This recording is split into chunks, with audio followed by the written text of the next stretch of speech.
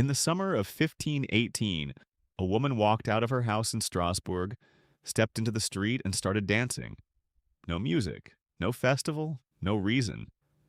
She just started dancing. And then she didn't stop. Not after an hour. Not after 6 hours. Not after her feet started bleeding through her shoes. She danced for nearly a week straight, and here's the part that breaks your brain. Within a month, 400 other people had joined her, uncontrollably, against their will, dancing until their hearts gave out and they dropped dead in the street. This is the dancing plague of 1518, an actual historical event where the government's official medical response was, and I cannot stress this enough. Have you tried dancing more? Buckle up. Let's set the scene. Strasbourg, 1518. Technically part of the Holy Roman Empire, which, say it with me, was not holy, not Roman, and barely an empire. Life here was, medically speaking, a nightmare. The region had just been hit by famine, smallpox, syphilis, and a fun new disease called the English sweat, which could kill you in a single afternoon. Bread prices had skyrocketed. Orphanages were overflowing. People were selling their houses just to eat. The average peasant was one bad harvest away from a complete psychological meltdown. Oh, and one more ingredient in this stew of misery. Everyone in the region genuinely believed in a curse from Saint Vitus, a saint who, if you made him angry, would punish you by forcing you to dance. That's right. In the 16th century spiritual justice system, the punishment for upsetting one specific saint was mandatory, involuntary cardio. Keep that in your back pocket, it's going to matter. Enter our patient zero, a woman known to history as Frau Trophäa. On a hot day in July 1518, she stepped outside and began to dance, silently, intensely. Her face reportedly showed no joy whatsoever. This was not a woman having fun. This was a woman whose body had been hijacked by the world's worst DJ. Her husband begged her to stop. She could not. The neighbors gathered and watched. She kept going. Day turned to night. She danced. Night turned to day. Still dancing. After several days of non-stop movement, Frau Trophäa was carted off to a shrine to be healed. Great. Problem solved, right? One weird lady, one weird week. Everyone moves on. Wrong. Because within days, more than 30 other people had started dancing. In the streets, uncontrollably. And by August, that number hit 400. 400 citizens of Strasbourg, writhing and hopping and twirling through the city in the summer heat, screaming for help, begging bystanders to stop them, physically unable to make their own legs quit.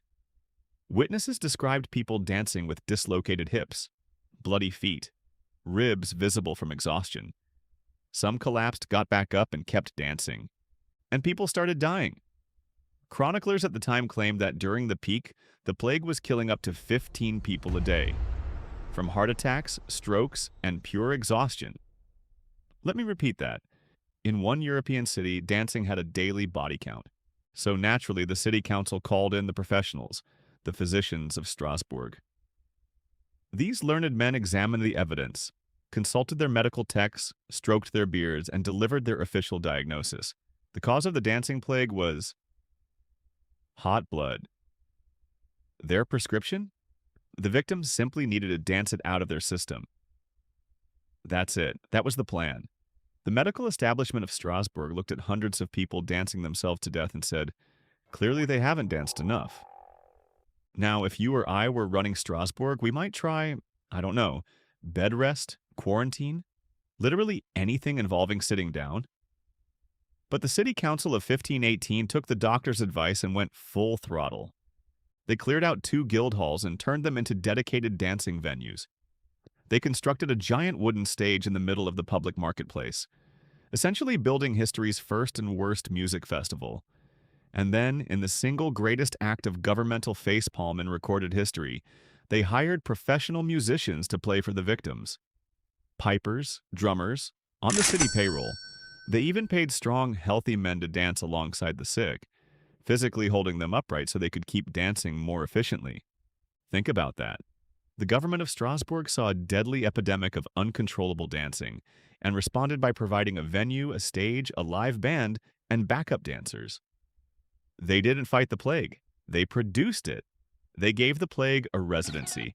And, you're never going to believe this, it backfired spectacularly.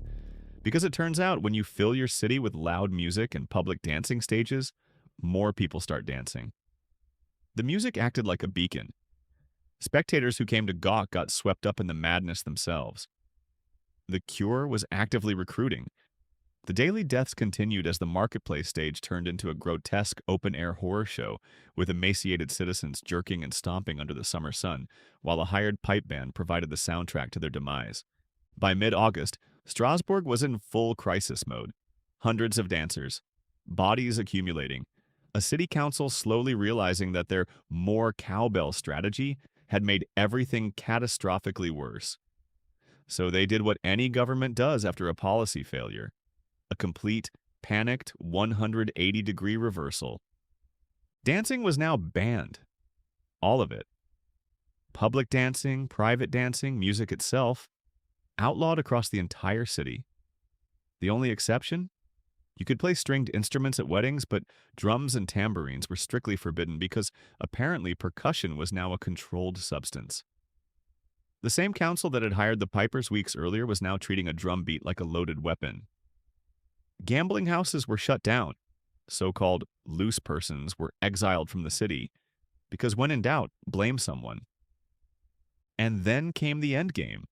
The council loaded the remaining dancers, twitching, exhausted, half dead, into wagons and hauled them up into the mountains to a shrine dedicated to, drumroll please, Saint Vitus, the dancing curse guy. The dancers were dressed in red shoes sprinkled with holy water and blessed with painted crosses. Priests performed rituals around them. Small wax figures were offered to the saint. Essentially, after weeks of medical intervention, city planning, and live entertainment, Strasbourg's final solution was, okay, fine, we'll just apologize to the saint. Our bad, our bad. And here's the maddening part. It worked. Or at least the plague finally burned out. By early September, the dancing stopped. The survivors recovered. The city quietly went back to normal, and everyone presumably agreed to never, ever speak of the summer when the government hired a band for a death plague. So, what actually caused it? 500 years later, we still don't fully know. One popular theory blames ergot, a hallucinogenic mold that grows on damp rye and is chemically related to LSD. Fun theory, except ergot poisoning cuts off blood flow to your limbs, which makes dancing for a week roughly as plausible as sprinting on 2 broken ankles. The leading modern explanation, championed by historian John Waller, is mass psychogenic illness, basically a stress-induced hysteria. Take a population crushed by famine, disease, and despair, add a deep cultural belief that St. Vitus curses people with dancing, and the human brain, a machine that runs on suggestion, starts making it real. People believed they could be cursed to dance, so under enough psychological pressure, their bodies obliged. The trance was contagious. The belief was the virus. And Strasbourg wasn't even the only case. Dancing outbreaks hit Europe at least 10 times over the centuries. 1518 was just the biggest, best documented banger of them all. Pun intended. So what did we learn? In 1518, hundreds of people danced against their will. The doctors prescribed more dancing. The government funded the world's deadliest concert. And the whole thing was finally solved with red shoes and a formal apology to a saint. Medieval problem solving, ladies and gentlemen. Create the disaster, sponsor the disaster, ban the disaster, then apologize to the disaster. The real lesson? Never underestimate the human brain's ability to absolutely lose its mind under stress. And never, ever let a 16th century city council plan your healthcare policy. Or your music festival. If this story made you grateful that your worst dance floor injury was stepping on someone's foot at a wedding, do your legs a favor and hit that subscribe button for Sticky Storm.